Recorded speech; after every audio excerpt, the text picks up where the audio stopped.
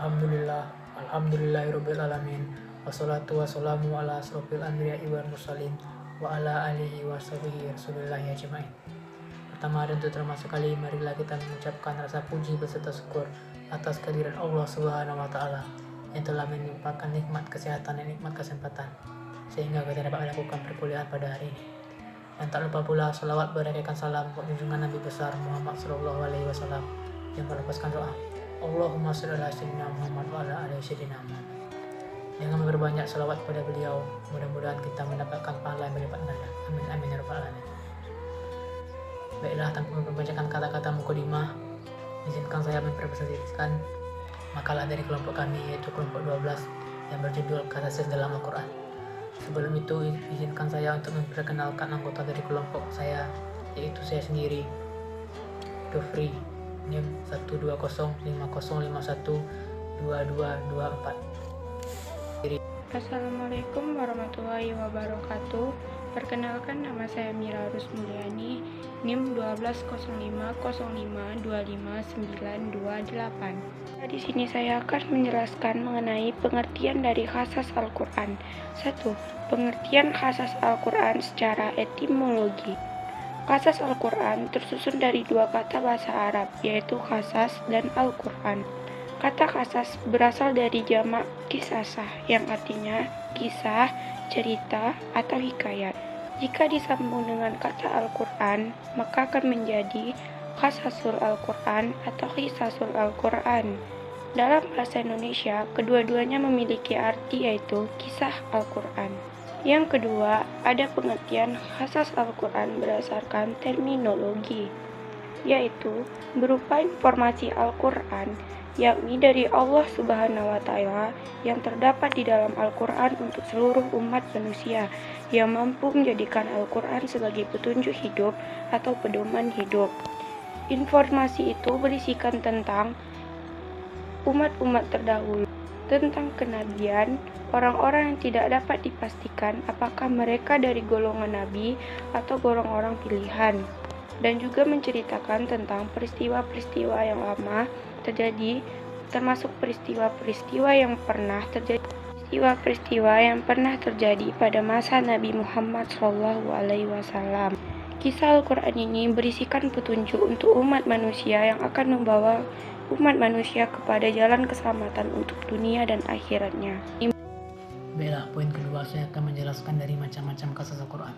Macam-macam kasus Al-Quran dapat dibedakan menjadi beberapa segi. Yang pertama, ditinjau dari segi waktu, yang mana kisah-kisah hal gaib pada masa lalu, yaitu kisah-kisah yang menceritakan kejadian-kejadian yang tidak dapat ditangkap oleh panca indera. Contoh, kisah Nabi Nuh, kisah Nabi Musa, dan kisah Maryam, sebagaimana diterangkan dalam surat Al-Imran ayat 44. Adapun ditinjau dari segi materi, yang pertama, kisah-kisah Nabi yang disebut juga dengan Qasasul Anbiya. Yang kedua, kisah-kisah yang berpautan dengan peristiwa-peristiwa yang telah terjadi dan orang-orang yang tidak dapat dipastikan kenabiannya. Dan yang ketiga, kisah yang terjadi pada masa Rasulullah SAW seperti perperangan Badar dan Uhud yang diterangkan dalam surat Al-Imran. Selanjutnya, ditinjau dari segi panjang pendeknya kisah. Ditinjau dari segi panjang pendeknya kisah, Al-Quran dapat dibedakan menjadi dalam 3 bagian. Yang pertama, kisah panjang, misalnya kisah Nabi Yusuf diterangkan dalam surat Yusuf. Yang kedua, kisah yang lebih pendek dari bagian pertama, yaitu kisah Maryam diterangkan dalam surat Maryam.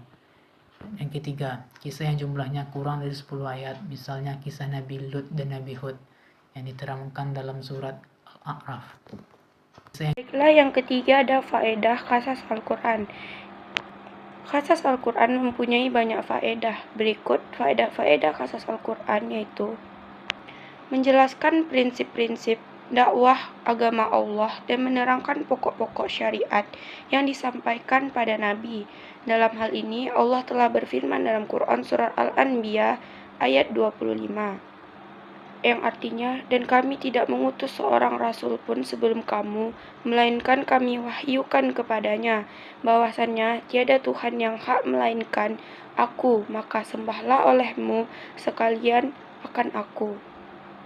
Yang kedua adalah memantapkan hati Rasulullah dan umatnya. serta memperkuat keyakinan kaum muslimin terhadap kemenangan yang benar dan kehancuran yang fatal, seperti dalam Quran Surat Al-Hud ayat 120 yang artinya, dan semua cerita dan kisah-kisah Rasul kami ceritakan kepadamu, ialah kisah-kisah yang kami teguhkan hatimu, dan dalam surat ini telah datang kepadamu kebenaran serta pengajaran dari peringatan bagi orang-orang yang beriman.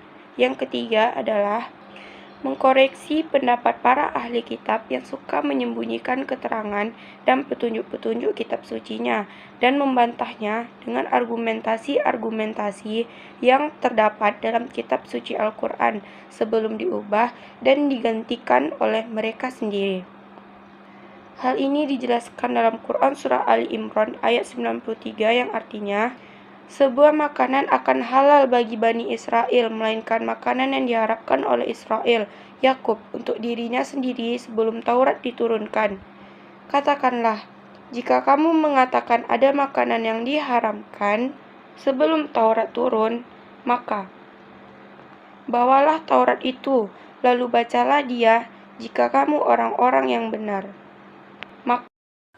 Faedah kasas Al-Quran yang keempat yaitu lebih meresapkan pendengaran dan memantapkan keyakinan para pendengarnya. Karena sesungguhnya kisah-kisah itu merupakan salah satu dari bentuk peradaban. Firman Allah Quran Surat Yusuf ayat 111 yang artinya, sesungguhnya pada kisah-kisah mereka itu terdapat pengajaran bagi orang-orang yang mempunyai akal. Al-Quran itu bukanlah cerita yang dibuat-buat, akan tetapi membenarkan kitab-kitab yang sebelumnya dan menjelaskan segala sesuatu, dan sebagai petunjuk dan rahmat bagi kaum yang beriman. Poin yang kelima yaitu untuk memperlihatkan kebenaran Rasulullah di dalam dakwah dan kemukjizatan Al-Quran. Yang keenam, menanamkan pendidikan akhlakul karimah dan mempraktekkannya di dalam hati dengan mudah.